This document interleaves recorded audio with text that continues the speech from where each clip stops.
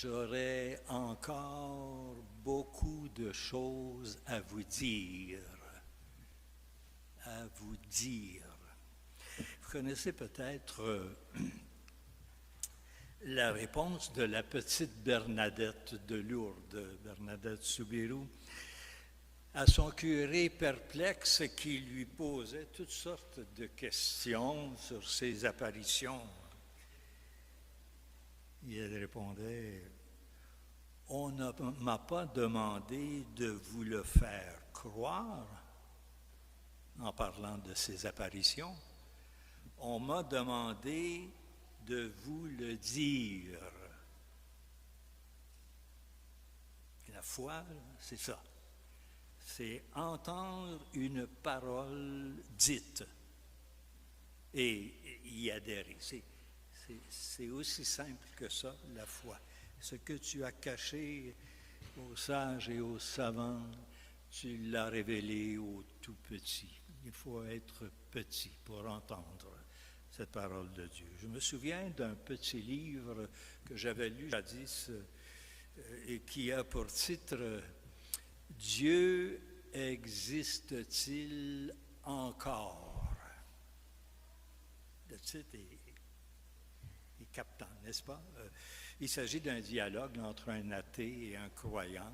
L'athée, c'est André Comte-Sponville qui a écrit beaucoup de livres. Un athée intelligent, je vous en ai déjà parlé. Il est vraiment sympathique et il n'impose rien. Il affirme dans ce dialogue, « Je ne crois pas en Dieu depuis la fin de mon adolescence. » Il a à peu près, il est dans les 70 facile, là. Alors ça fait longtemps qu'il tient cette foi, parce que lui, il dit, je ne sais pas, moi, si Dieu existe ou n'existe pas. Je crois, c'est une foi, je crois qu'il n'existe pas. Bon, on peut respecter ça, n'est-ce pas? Et il ajoute, notre société d'aujourd'hui y croit aussi de moins en moins. Dieu, dit-il, moi, je suis pour. Écoutez, comme la plupart des gens, je veux dire que je préférerais qu'il existe. Imaginez Dieu, l'amour infini, immortel, tout-puissant. Qui n'en rêverait pas d'avoir un être comme ça, là? Mais ce n'est pas une raison suffisante, dit-il, pour y croire. Pour lui, et ça, écoutez bien ça, parce que ça, c'est fondamental. Pour lui, la seule idée d'un Dieu laissant faire, vous comprenez, hein? D'un Dieu qui est une sorte de spectateur désengagé devant la souffrance et son atrocité. Puis quand on écoute les nouvelles, on a l'impression qu'il n'y a rien qui marche, et que tout est de travers dans l'univers entier. Hein. Et puis, Dieu laisse faire ça. La Shoah, hein, écoutez, il n'y a rien de pire à imaginer. Gaza, actuellement, encore, l'Ukraine, et puis, au fond, le mal et son ampleur démesurée, et surtout l'injustice qu'il entraîne, surtout pour les enfants innocents. Quand on regarde Gaza, puis etc. En tout cas, tout cela, dit-il, lui donne une raison suffisante d'être athée. Alors, au fond, là, l'éternel problème du mal, que je pense on ne comprendra sans doute que dans l'éternité, parce que on a beau raisonner, on ne comprend pas le mal, n'est-ce pas? Puis comme pour compliquer davantage, nous les chrétiens, ben, il nous faut parler d'un Dieu Trinité. Imaginez déjà, c'est compliqué. Alors, vous savez, dans les deux autres religions monothéistes, ça veut dire qu'ils croient en un seul Dieu, donc le judaïsme et l'islam, bon, on ne se complique pas la vie. Dans le judaïsme, par exemple, la première religion connue à croire en un Dieu unique. Et ça a pris du temps au peuple hébreu de se mettre dans... Ça a pris au moins 10 siècles avant de finir par comprendre qu'il n'y avait qu'un Dieu. Tu n'auras pas d'autre Dieu que moi. Et puis tellement qu'il était interdit de représenter Dieu en image. Ce Dieu de Moïse, le 3 fois saint, qu'on appelait Yahvé. Yahvé, c'est la première personne du verbe être, je suis. Yahvé, puis en hébreu, si vous mettez les voyelles, parce que sans voyelles, ça fait Yahvé, mais avec les voyelles, ça fait Yehovah. Mais c'est le même mot, Yahvé ou Yehovah. Tu ne te feras pas d'image taillée de ce Dieu unique, le Dieu de Moïse. Et il en est ainsi également avec l'islam. Donc, le Dieu d'Abraham, qui et ses 99 noms, je ne vous les nommerai pas tous, là, mais il est d'abord il y a Allah. Allah, ça veut dire Dieu, justement, en arabe. Et il y aura aussi, le Tout-Puissant, le Créateur, le Miséricordieux, le Très Grand, Allah Akbar. C'est les seuls mots que je connais en arabe, là. Mais Dieu grand. Nous savons, les extrémistes se tuent même en son nom. Pas simple, ça. Hein? Alors, devant qui? Devant ce Dieu, on ne peut que se prosterner. Les chrétiens que nous sommes, eux, perçoivent Dieu à travers la révélation. D'ailleurs, ce n'est pas nouveau parce que les Juifs aussi, la révélation, la Bible, l'Ancien Testament ou la Première Alliance, les musulmans, le Coran, la révélation de Dieu dans le Coran. Alors les chrétiens, à travers la révélation, perçoivent non pas un Dieu éloigné, là, assis sur son arbre d'éternité dans une fascinante solitude, là, hein, sur un nuage. Là. Non, perçoivent un Dieu comme un être de relation. Ça, c'est nouveau. Un Dieu proche, un Dieu même visible à nos yeux en Jésus. Puis pensez-y, ça prenait juste Dieu pour imaginer ce scénario. Parce que Dieu, s'il existe, là, il sait que l'être humain est incapable, je dirais, de monter jusqu'à l'infini, jusqu'à Dieu. Il sait ça, c'est pour ça qu'il est descendu vers l'homme. Ça, c'est le mystère de Jésus. On veut savoir qui est Dieu. Il ne faut pas chercher avec notre tête puis notre philosophie. Il faut chercher à travers les paroles et la vie de Jésus. Connaître Dieu, c'est connaître Jésus. Alors, il se pourrait donc, au fond, je pourrais vous en parler longuement, que la question vraiment sur l'existence de Dieu nous oblige d'abord à détruire toutes les fausses images qu'on a fabriquées sur Dieu, les caricatures, les idoles, au fond, qu'on s'est fabriquées.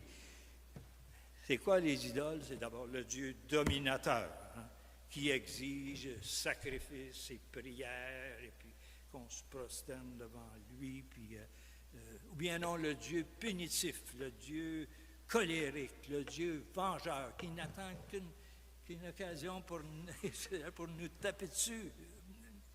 Ou bien, au contraire, et ça, c'est de plus en plus populaire, le Dieu indifférent. Hein?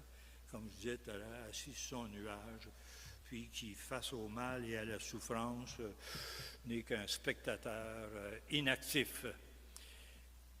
Ou enfin, un dernier Dieu très populaire, le Dieu dépanneur, hein? Qu'on ne prie que lorsqu'on est mal pris.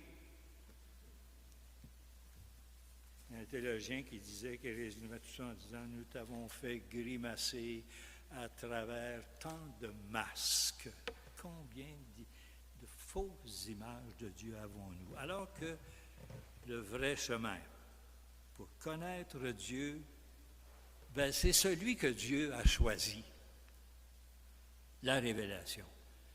Et Dieu, je le disais, il a pris l'initiative. Il s'est révélé en Jésus et il n'a pas pris de chance, il nous a parlé avec notre langage. Et il s'est présenté comme un père. Ça tombe bien, c'est la fête des pères. Okay?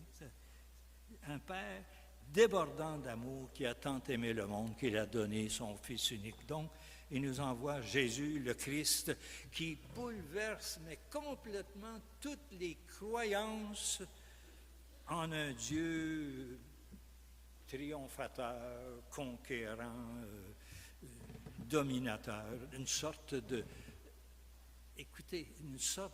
magicien qui interviendrait tapageusement dans nos vies, dans les événements. Pourquoi Dieu n'agit pas? Pourquoi Dieu n'intervient pas? Pourquoi Dieu n'arrête pas? Au fond, c'est ça que vous et moi, on dit souvent de Dieu.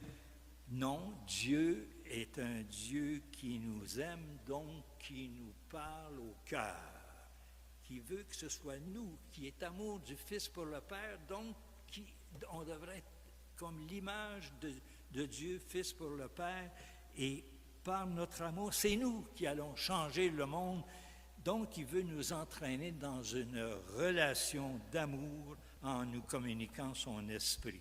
L'amour de Dieu, Saint Paul nous le rappelait, a été répandu dans nos cœurs par l'Esprit Saint qui nous a été donné. Sans l'Esprit Saint, on ne peut pas comprendre ce que je suis en train de vous expliquer. Dieu s'est fait connaître donc par son Fils et nous habite par son Esprit. Il veut que nous entrions dans cette dynamique d'amour maintenant, durant cette vie et aussi pour l'éternité. Nous sommes faits pour Dieu. Alors, que conclure? J'arrête là. Le grand philosophe Descartes, j'aime beaucoup Descartes. Il dit ceci: il y a en moi une trace d'infini dont je ne suis pas l'origine. Il y a quelque chose en moi là, qui me dépasse. En tout cas, moi, je pense personnellement que si les athées, puis je ne les juge pas, il y en a qui vont peut-être être avant nous dans le royaume des cieux, mais si les athées avaient un Dieu, ce qui serait contradictoire, paradoxal, mais s'ils avaient un Dieu, bien, il serait détestable, ce Dieu, parce qu'il faudrait le haïr, puisqu'on le tiendrait responsable du mal et de toutes les injustices qui en découlent. Ce Dieu-là, qui n'intervient pas. Alors, rappelons-nous une chose, ou si vous voulez la morale de l'histoire, ce n'est pas Dieu qui est la cause du mal. Ce n'est pas Dieu. C'est nous. C'est l'homme qui est responsable des guerres, de la Shoah, de Gaza, la guerre actuelle entre l'Iran et Israël qui se garochent des... C'est pas Dieu qui fait ça. Alors, mais on dit, ouais, pourquoi? Voyez-vous, c'est l'homme, c'est nous qui est responsable, pas Dieu. Alors, en cette fête de la Trinité, rappelons-nous que le but de toute notre vie, c'est quand même, on ne le dit pas assez aujourd'hui, de vivre avec Dieu pour toujours. Et j'ai trouvé en lisant le livre du pape François, qu'il a composé en collaboration, il a écrit les derniers chapitres là, au mois de janvier. Puis ce livre-là devait être publié après sa mort, un peu comme un testament. Et puis on l'a convaincu de le publier avant. Alors il a été publié en mars, je pense, ça s'appelle « Espère ». Et j'ai cueilli une phrase magnifique, écoutez ceci: « L'espérance chrétienne », écrit le pape François, c'est que nous sommes nés pour ne plus jamais mourir. Pas rien, ça. que Dieu nous aime depuis toujours, pensez au livre des Proverbes, et pour toujours. Ça résume ça, la pensée chrétienne de la paternité de Dieu. Et alors que pour l'athée, d'abord, il n'y a pas d'au-delà. C'est terminé, il n'y a plus rien, c'est le néant après la mort. Alors que pour le chrétien, lui, marche chaque jour vers la vie avec Dieu. C'est pas rien, ça. La vie avec Dieu est devant lui et au-delà de lui. L'au-delà, c'est ça, Dieu est au-delà de lui, en pensant et en espérant et en croyant qu'il nous accueillera un jour dans sa vie, un peu comme un père, comme une mère. La fête des pères et des mères, au fond. Dieu nous accueillera comme un père accueille son enfant qui a eu mal et le serre contre son cœur et lui dit maintenant, c'est fini, n'aie plus peur. C'est la vie, la vraie, qui commence maintenant. Et ça, c'est pas rien, n'est-ce pas? Je suis en train de lire actuellement la grosse Bible, les Confessions de Saint-Augustin. Imaginez, il faut être patient pour lire ça, mais il y a une phrase qui résume à peu près tout, et vous la connaissez. En tout cas, si vous ne la connaissez pas, apprenez-la par cœur, parce qu'elle est fondamentale. Saint-Augustin dit, « Dieu, tu nous as fait pour toi, et notre cœur n'aura de repos jusqu'à ce qu'il repose en toi. » Dieu, tu nous as fait pour toi, et notre cœur n'aura de repos jusqu'à ce qu'il repose en toi.